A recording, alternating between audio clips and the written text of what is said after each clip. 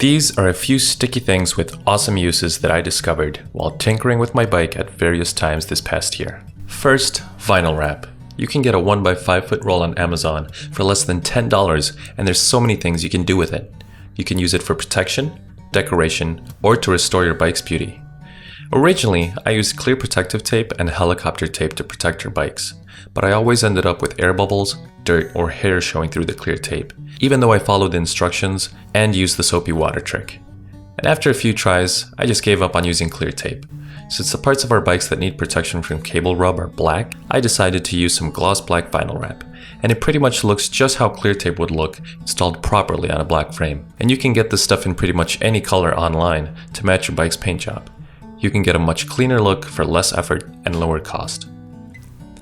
So on the decorative side, I ride a Trek Remedy, and it came with this large blank white spot that I never liked. It also had these little white accents on the inside of the rear triangle that I wasn't fond of either. I prefer my bike to be a bit more stealth, so I got myself some carbon fiber vinyl wrap, and presto. I've had this on my bike all season and it still looks great. The back of my C-tube was also a little scuffed up from when I still used a hanging hood rack to transport our bikes, so I put some carbon fiber vinyl wrap back there too, and it really completes the look. This stuff is a little bit more resistant to scuffs than the paint, so I also put some on the rear triangle to protect the frame and to cover up any pre-existing scuffs. Vinyl wrap is pretty malleable, so you can peel it and move it and stretch it as you please, and when you're done, just run a hair blower over it to finalize its position. Now let's talk about stick-on Velcro. The cables on my wife's bike kept rubbing straight through any protection films I put on her frame. Luckily, I happen to have some extra stick-on Velcro available at the time, so I put it on her bike as a temporary fix. It worked so well that it became a permanent fix. The cable just slides over it without ever rubbing through. Also, remember to use the soft side, as the other side will occasionally snag your bike shorts and it'll collect lint.